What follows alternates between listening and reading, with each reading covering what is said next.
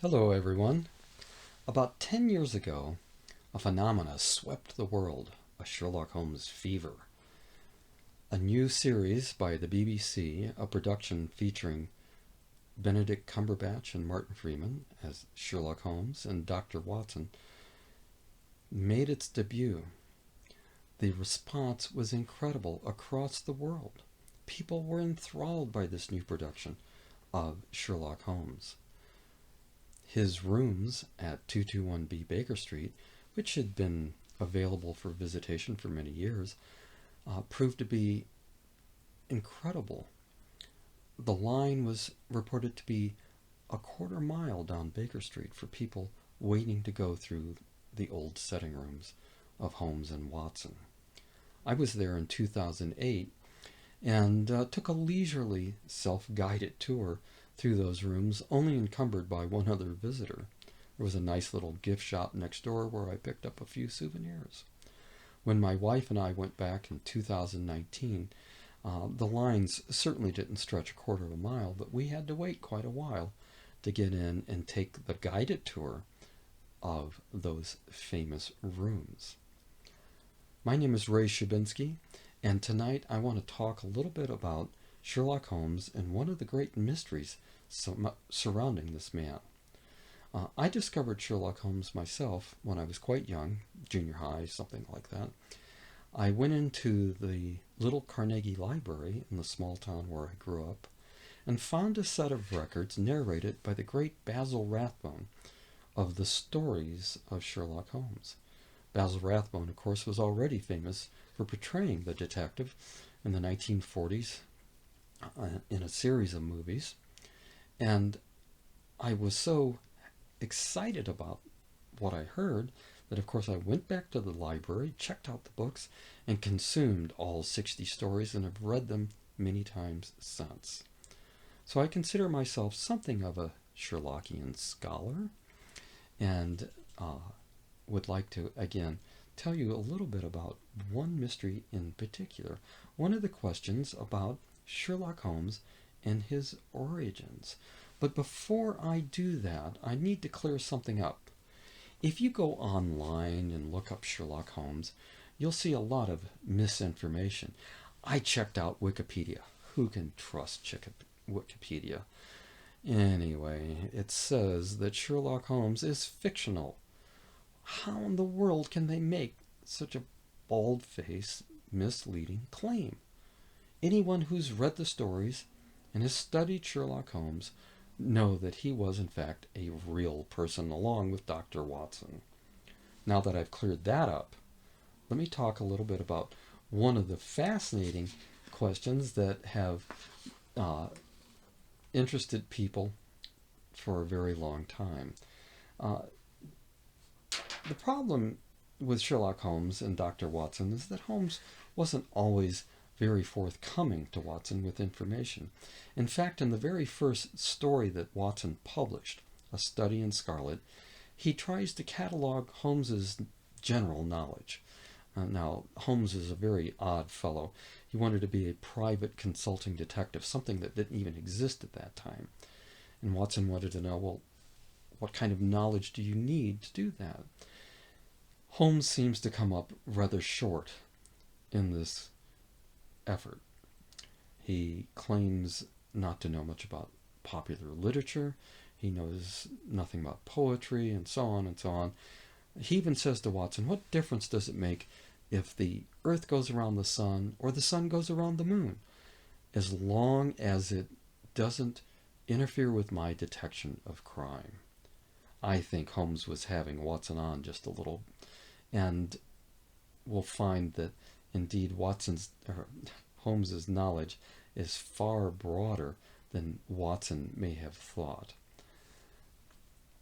So, Watson himself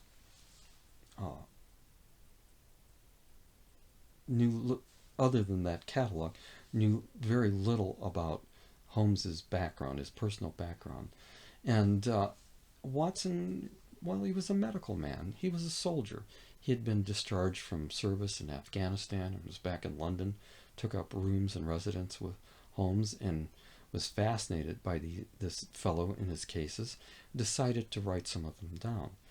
Now, by training, Watson was not a writer, and I believe he probably struggled a little bit with that. And so he employed the help of someone that he had met in London on his return, a young man named Arthur Conan Doyle. Now, what's really amazing is that Doyle and Watson were both born in the same year. They were the same age. Some think they might have been born on the same day. But Doyle had real ambitions to become a writer. He knew the publishing business already, and so he began helping Watson with his endeavor to get these stories published. He became Watson's literary agent. And in fact, I think he also did some pretty heavy editing on some of these stories. So Dr. Watson just wanted to chronicle his stories. Doyle wanted fame as a writer, and he did achieve that fame. He wrote many stories. He wanted to be remembered for these stories as a writer of historical romances, as he called them. One of his most famous is The White Company, a stirring adventure of daring do. And he wrote more, the adventures of Sir Nigel. He penned a book called A Desert Drama. They go on and on. He also created his own character named Professor Challenger, who was the hero of The Lost World. This book was so popular that it's been turned into several movies and even a TV series. Doyle even dabbled in science fiction. One of the books he wrote was called The Poison Belt. And this presages much of the kind of science fiction that was written in the early 20th century. So Doyle achieved that fame that Watson, as a retired medical man, never really managed. There's also some misunderstanding about Arthur Conan Doyle's role. He eventually became known as Sir Arthur Conan Doyle. He was knighted by the Queen. And it's a common misconception that Doyle was knighted for his work on the Holmes stories. Not at all. Had nothing to do with that. In fact, Doyle received his knighthood for supporting the British efforts in the Boer War by writing a very well-received book about that war. And that's how he became Sir Arthur Conan Doyle. So Doyle was the superior writer, and Watson really did depend on his friend to help him chronicle these stories of the famous Sherlock Holmes. But what do we know? Well, we're at a time of year where we could celebrate the birthday of Sherlock Holmes. But how do we know it's his birthday? How do we know when he was born? Well, other than the bit of chronicling that Watson did in trying to determine what Holmes actually knew, Holmes could have been an orphan as far as Watson was concerned. He knew so little about his background. But finally, in The Adventure of the Greek Interpreter, a few things are revealed. Holmes takes Watson to the Diogenes Club to meet his older brother, Mycroft. Watson is amazed. He had no clue that Sherlock had a brother. And Mycroft himself is an amazing character. He held a very mysterious and very high position in the British government. And Sherlock claims that Mycroft is actually smarter than himself. Can you imagine two Holmes brothers on the trail of criminals? Fascinating. But anyway, in the story, the Greek Interpreter, Holmes finally says, well, my ancestors were country squires. Okay? But he doesn't say what part of England he's from. And then he tells Watson that his grandmother was the sister to the French artist Vernier. Well, the problem is there was more than one French artist, and I need to pronounce his name correctly, Vernet. There was more than one French artist named Vernet at that time, so we don't even know which artist he was related to. But now we do know that he came from country people, and that he had the blood of French artists running in his vein. And that was it. That's all Watson knew for a very long time, until the very last story, his last bow, which took place in 1914. Germany was on the move towards war with Europe and dragging Britain into that war. And in 1914, Watson and Holmes help foil the efforts of a German spy.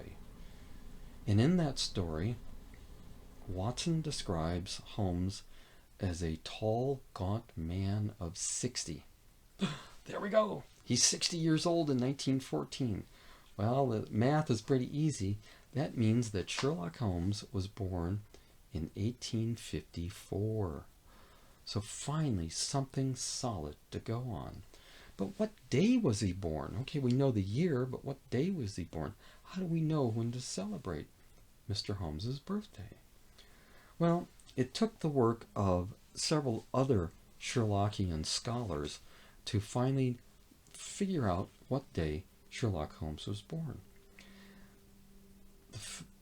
The writer, journalist, and author Christopher Morley, English-born, Oxford-educated, who moved to New York in 1914, to finally get a glimpse of what day Holmes was born. Now,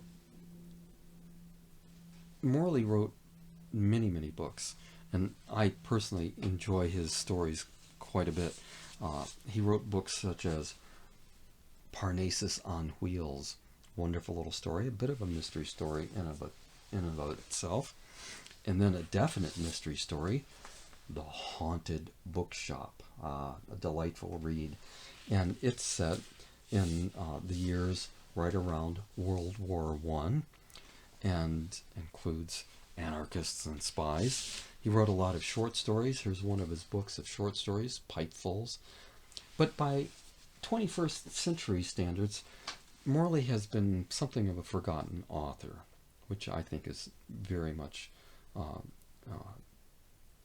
remiss, because he's a very good author. But he's certainly remembered for something else. In 1934, he founded an organization in New York City called the Baker Street Irregulars to further the knowledge and scholarship of Sherlock Holmes. The organization is still very much alive to this day. It's drawn in many famous individuals as members, not the least of which Isaac Asimov. Isaac Asimov, of course, is the author of I, Robot and many, many other science fiction stories. He wrote a few detective stories himself. He wrote 400 books in his lifetime. Everything from science fiction to hard math and astronomy and so on. He even wrote books about the Bible. He wrote about everything. And one of the little books that he produced is called Asimov's Sherlockian Limericks. Asimov was famous for his limericks, and he wrote a limerick for each of the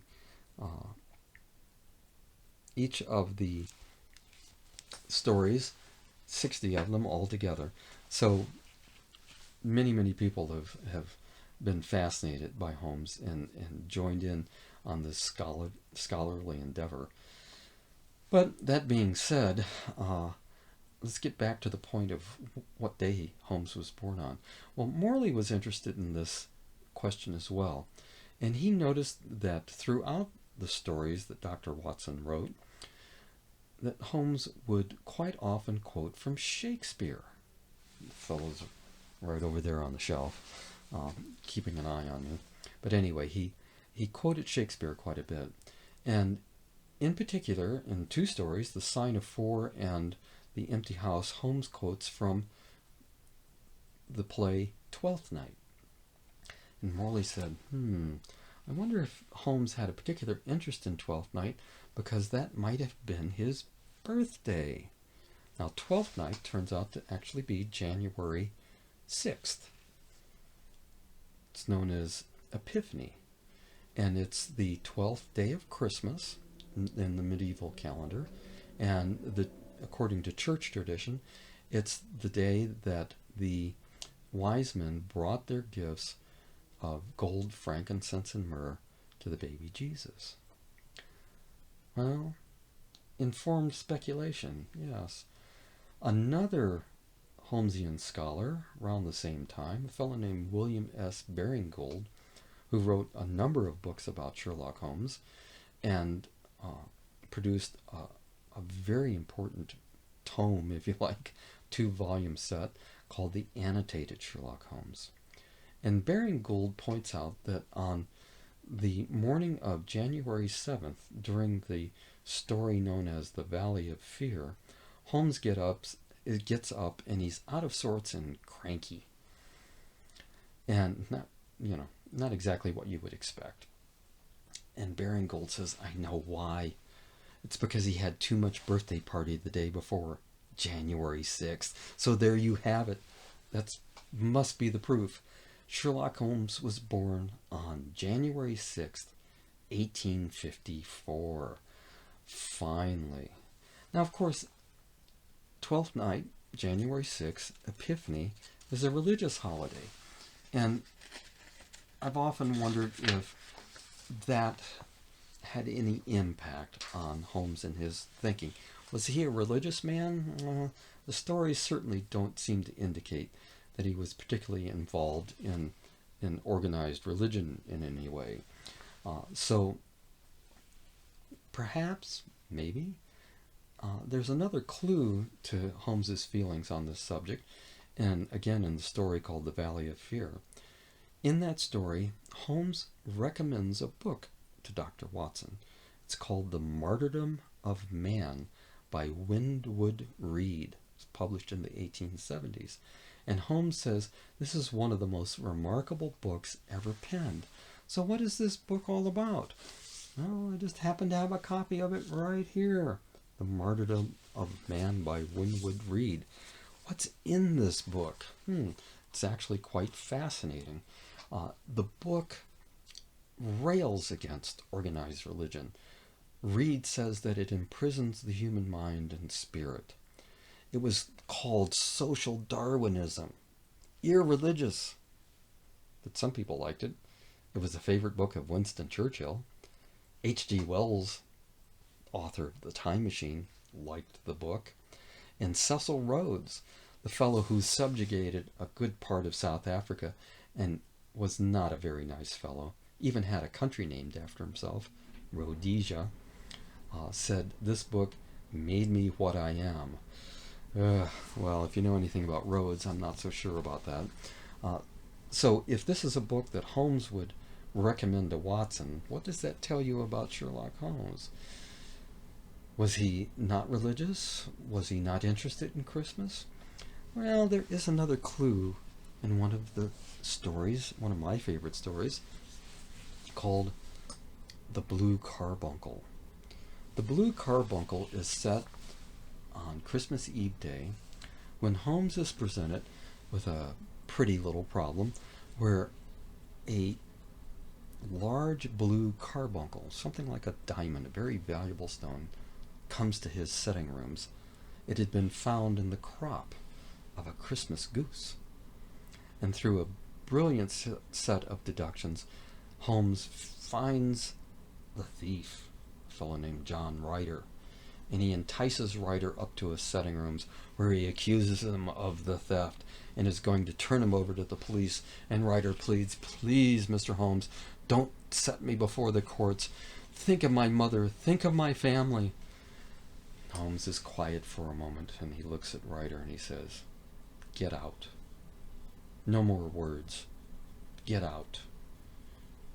And Ryder beats a hasty retreat. Well, needless to say, Watson was a bit taken aback by this bit of Christmas spirit, and Holmes says, "I am not paid to supply the deficiencies of the Metropolitan Police." And they sit down to a late Christmas dinner, but Watson says, "I can't touch this food as long as John Horner, who had been falsely accused of the theft, is still on remand in the prison for the theft." They leave their dinner and they go to the police and explain what had happened, and Horner is released on Christmas Day. A very nice bit of Christmas cheer all the way around. So there we have it.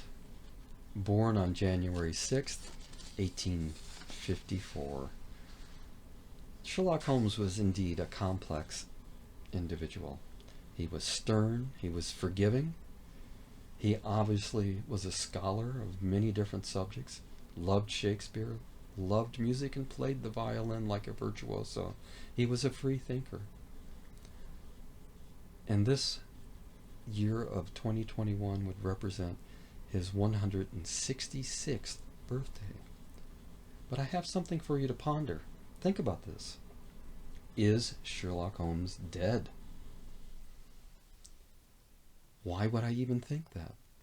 Well, it's well known that the New York Times always publishes the obituaries of anyone who is well noted or famous when they pass away. The Times has never published an obituary of Sherlock Holmes, nor has any other great paper. Is Holmes still alive? Remember, in 1904, Sherlock Holmes retired to the Sussex Downs to raise bees, and he was fascinated by the health-giving qualities of the honey of the queen bee. Did Holmes find out something that we still don't know about? We may never know. Remember, Holmes is a master of disguise, and we may never see him again. One other author, a Chicago journalist named Vincent Sterrett, who wrote a wonderful book called The Private Life of Sherlock Holmes, also wrote a poem that I'd like to close with. The poem is called 221B. And again, it's by Vincent Sterrett, member, Baker Street Irregulars. Here dwell together still two men of note who never lived and so can never die. How very near they seem, yet how remote, that age before the world went awry. But still the game's afoot for those with ears attuned to catch the distant view halloo. England is England yet, for all our fears. Only those things the heart believes are true.